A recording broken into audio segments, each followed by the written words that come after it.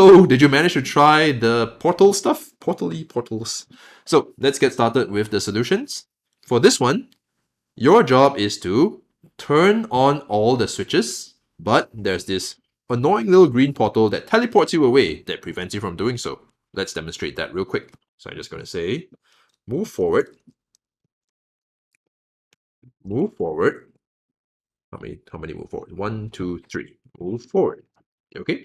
This is to get me to the green portal. Let's see what happens. Run my code and move forward. 1, 2, 3. Skip, skip, skip. Ah!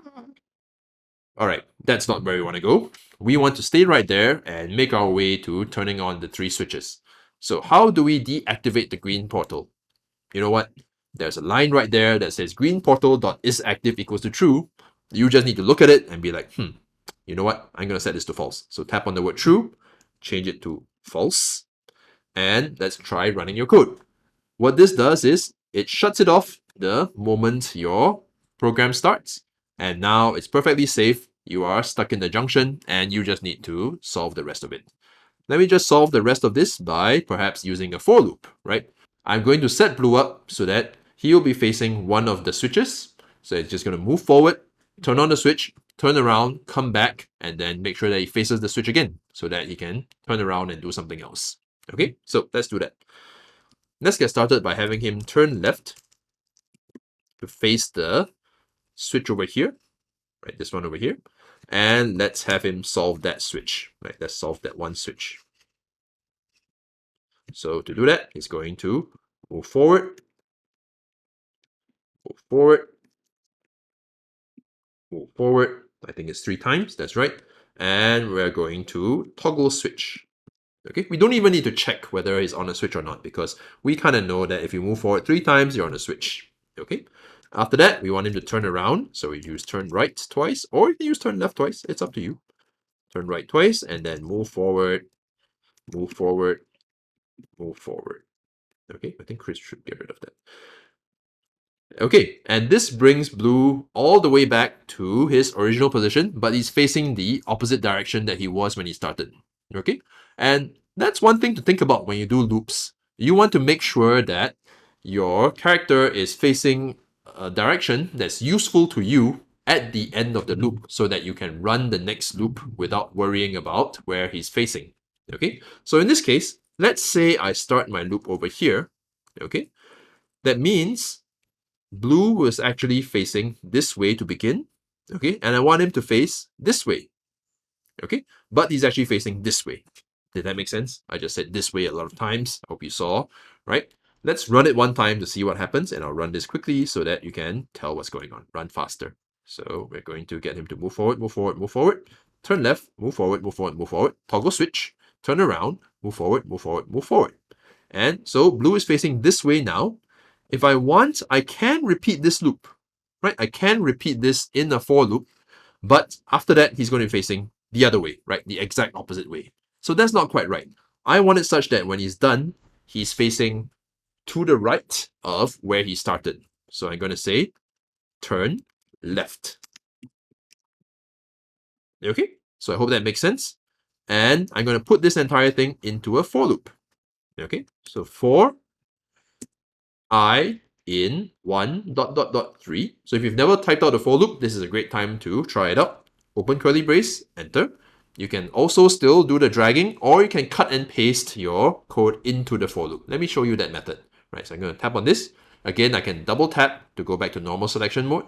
Select all my code and tap on it again and choose cut. Cut is like copy and delete. So cut, tap inside here, press paste, and here you go, right? Let's see if this works. Let's do a run faster. Go, Blue, go, Blue, go, go, go. Yeah, you did it. Back, back, back. Turn left. Yeah, I did it again. Yeah!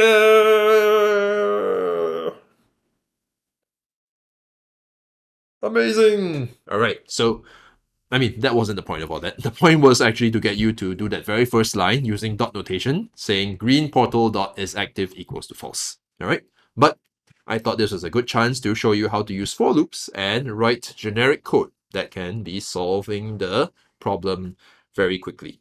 All right, so let's keep going. So this one over here is a little bit tricky. All right, you have to collect all these different gems. So you have one gem here, one gem here, one gem here, and one gem here. And you're going to need to turn on and off these portals in order to do that. All right, there's really no way to get around these without turning on and off your portals. So let's try and solve this step by step. I'm going to go collect this one gem here first, and then I will try the rest. Okay, so let's do that. So in order to get this one gem, I'm going to need to turn off these two portals, right? And I know that the portals are called blue portal and pink portal. So I'm going to turn them off. Remember how to turn off the portals? Blue portal dot is active equals to false. Pink portal dot is active equals to false. Okay, great. They're off. Now I can move forward 3 times.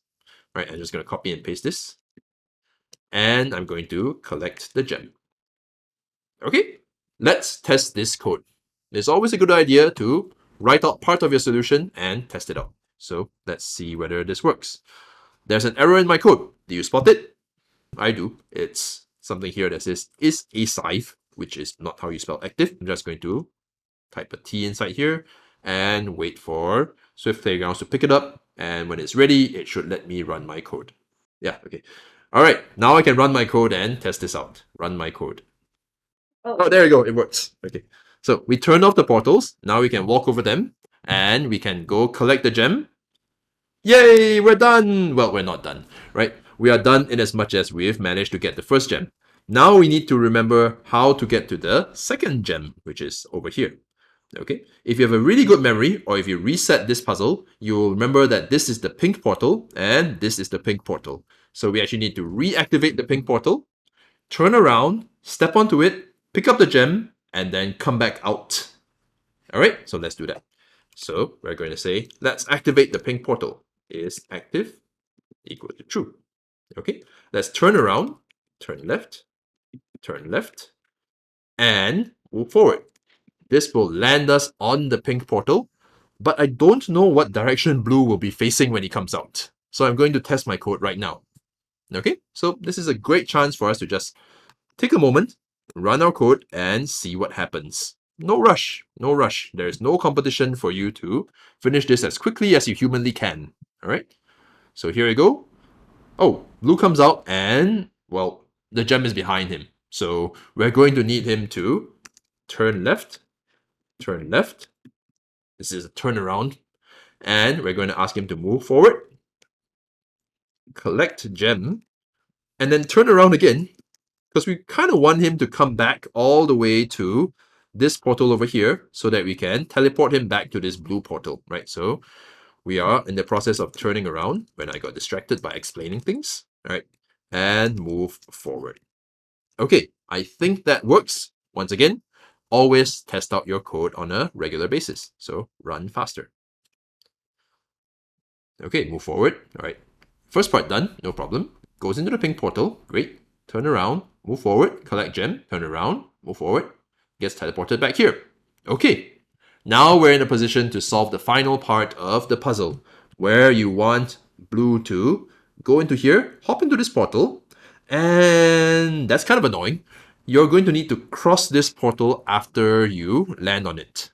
Okay, so you're going to need to turn off the portal after you use it, which is, a generally good practice, right? Turning off the lights after you're done. Great.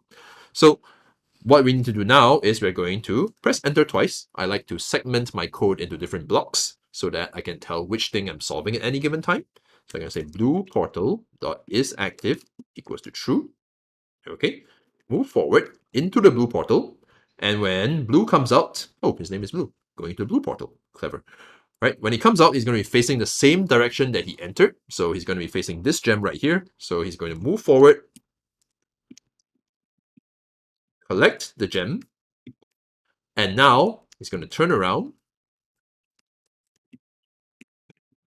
And he needs to move forward twice to collect the gem. But before that, he needs to deactivate the blue portal. So blue portal.isActive equals to false. Move forward twice and collect the gem. Okay? Let's go. Collect all the gems. All right. Go, go, go, go, go, go, go, go, go.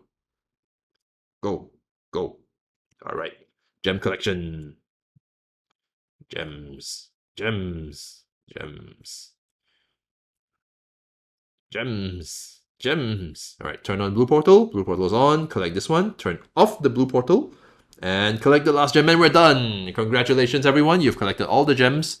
Don't forget to pay your taxes. All right. I'll see you in the next video.